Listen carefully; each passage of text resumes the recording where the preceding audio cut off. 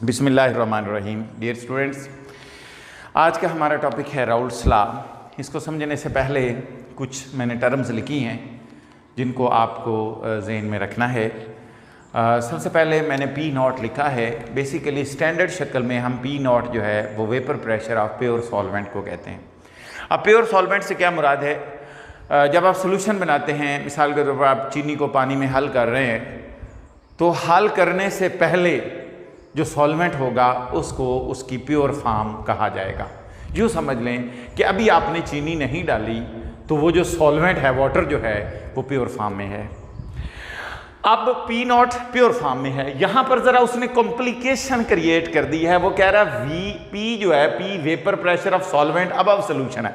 Basically यूँ समझ लें कि जब आपने सॉल्वेंट में शुगर डाल दी, चीनी डाल दी, ग्लूकोज डाल दिया, तो अब जो सॉल्वेंट है वो सॉल्यूशन की शक्ल में आ गया है। अब उसका जो वेपर प्रेशर होगा वो पी होगा। मेरी बात फॉलो कर रहे हैं कि अगर आपने सल्यूट ऐड नहीं किया तो वो क्या है? वो पी नॉट है। और अगर आपने सल्यूट ऐड कर दिया है तो अब वो क्या है? पी है। तो ये दोनों के दरमियान बेसिक डिफरेंस है जिसको आपने जहन में रखना है। तो पी क्या है? वेपर प्रेशर ऑफ सॉल्वेंट है। और पी नॉट क्या है? इन सोल्यूशन है। और पी नॉट क्या है? Vapour pressure of pure solvent है। और x1 जो है वो मोल फ्रैक्शन ऑफ सॉल्वेंट है, और x2 जो होती है वो मोल फ्रैक्शन ऑफ सल्यूट होती है। बेशक मैं यहाँ पर आपको लिख देता हूँ, जो है आपको जहन में रहे। x2 जो है वो है मोल फ्रैक्शन ऑफ सल्यूट जी। अब राउल्ट्स लॉ क्या कहता है? राउल्ट लॉ की पहली डेफिनेशन ये है, वो कह रहा है कि वेपर प्रेशर ऑफ सॉल्यूशन या vapour pressure of a solvent in solution या above solution is equal to the product of vapour pressure of pure solvent and the mole fraction of solvent in solution. यानी जाहिर बात है mole fraction तो उसी वक्त होगी जब दो कंपोनेंट मिक्स होते हैं।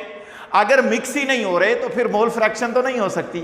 जब वो मिक्स हो गए तो उस वक्त जो सॉल्वेंट की मोल फ्रैक्शन होगी वो उसको मल्टीप्लाई कर दो जो उसका पहले वेपर प्रेशर था, जो ओरिजिनल शक्ल में उसका वेपर प्रेशर था, उन दोनों को मल्टीप्लाई कर दो तो जो आंसर आएगा वो total vapour pressure above solution होगा।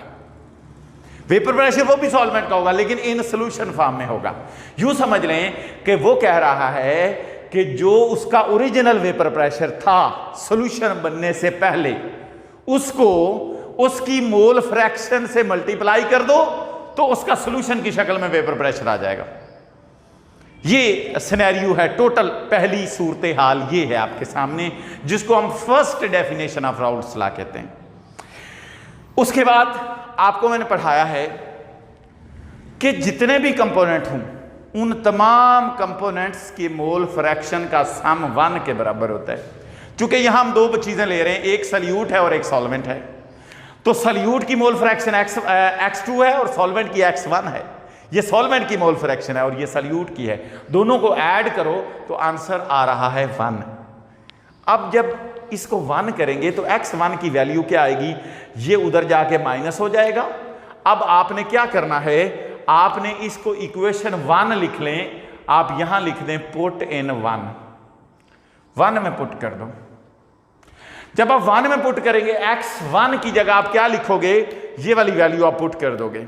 x1 की जगह पर, इसकी जगह पर देखे पी नॉट वैसा का वैसा आ गया, और इसकी जगह पर आपने लिख दिया 1 - x2। जब 1 - x2 लिखा तो ये पी नॉट उससे मल्टीप्लाई हुआ, तो देखे पी नॉट जब मल्टीप्लाई हुआ तो ये पी नॉट हो गया 1 से मल्टीप्लाई होके, और ये पी नॉट x2 हो गया। अब पी नॉट x2 को उधर ले जाएं तो ये हो जाएगा पी नॉट x2 बराबर है P not - p। This P not - p को हम डेल्टा p कहते हैं, और ये क्या होता है? This is called lowering in vapour pressure. Lowering in vapour pressure.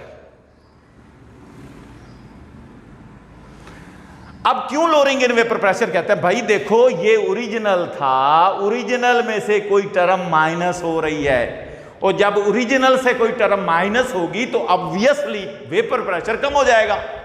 अब जब वेपर प्रेशर कम होगा तो इसको लोअरिंग इन वेपर प्रेशर कहते हैं। यूं समझ लें कि जब वो प्योर सॉल्वेंट था, जब वो अकेला पानी था, उसका वेपर प्रेशर ज्यादा था। जब आपने उसमें चीनी डाल दी, अब उसका वेपर प्रेशर कम हो गया। जब उसका वेपर प्रेशर कम हुआ तो इस सेंटेंस या इस टर्म को डेल्टा पी यानी लोअरिंग ऑफ वेपर प्रेशर कहते हैं। अब ये क्यों हुआ, ये हम अगले टॉपिक में चलकर पढ़ेंगे, जहां हमें कॉलिगेटिव प्रॉपर्टीज पढ़नी है। अभी सिर्फ आप इतनी बात याद रख लें कि this delta P is called lowering in vapour pressure. This delta P, इसका मतलब ये हुआ कि आप यहां पर पी नॉट x2 बराबर है डेल्टा पी। इसको आप इक्वेशन नंबर 2 रख लो और इसको यहां पर सेकंड डेफिनेशन या सेकंड स्टेटमेंट कह लो ऑफ राउल्ट्स लॉ। अब सेकंड स्टेटमेंट क्या हो गई?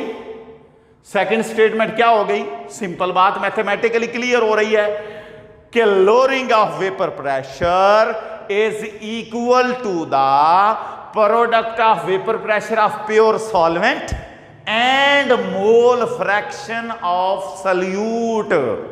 क्यों? मैं पहले बता चुका हूं, x1 क्या है? मोल फ्रैक्शन ऑफ सॉल्वेंट, और x2 क्या है? Mole fraction of solute. तो P नॉट क्या है? Vapour pressure of pure solvent.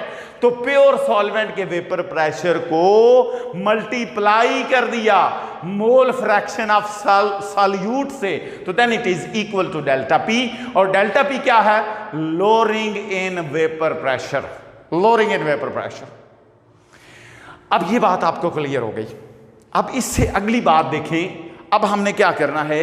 अब हमने P नॉट x2 को उधर रहने देना है और डेल्टा पी डिवाइड कर लेना है P नॉट, यानी ये जब इधर आएगा तो बटे के नीचे आ जाएगा। अब ये जो delta P over P not है, ये है, दिस इज कॉल्ड, ये जो टर्म है इसको हम delta P over P nought, this is called relative lowering in vapour pressure. ये relative lowering in vapour pressure क्या हो रहा है? वो कह रहा है कि वेपर प्रेशर में कमी तो हो गई, अब ओरिजिनल के हिसाब से कितनी कमी हुई है? ओरिजिनल के हिसाब से, यानी decrease of a vapour pressure with respect to its original pressure. Original pressure जो सॉल्वेंट का था उसके हिसाब से कितनी डिक्रीज हुई है? This decrease is called relative lowering in vapour pressure. और relative lowering in vapour pressure की अगर आप खसूसियत देखें, पहली बात देखें तो यहां कोई टेम्परेचर का जिक्र नहीं है। इसका मतलब relative lowering in vapour pressure जो है is independent of temperature. Temperature पर इसका कोई इन्हिसार नहीं है, टेम्परेचर पर यह डिपेंड नहीं करती। दूसरी बात आप देखो, यानी is relative lowering in vapour pressure is independent of temperature. Number 2, it depends upon the concentration या mole fraction of solute. Solute के मोल फ्रैक्शन पर ये डिपेंड करती है। तो ये इसके बारे में जो बातें हैं यूँ समझ लें जो मैंने आपको समझाया है। और is constant when equimolar proportions of different solutes are dissolved in the mass of same solvent. जी, ये जो आखिरी पॉइंट है, ये 3 पॉइंट बेसिकली यहाँ पर मैंने लिख दिए हैं। Is independent of temperature, depends upon the mole fraction of solute, क्योंकि x2 के बराबर है और x2 जो है मोल फ्रैक्शन ऑफ सॉल्यूट को कहते हैं। आखिरी जो पॉइंट है वो मैंने बताया है कि is constant when equimolar proportion of different solutes are dissolved in the same mass of solvent. ये बात भी आपको बेसिकली आगे चलकर क्लियर होगी जब आप कॉलिगेटिव प्रॉपर्टीज पढ़ेंगे।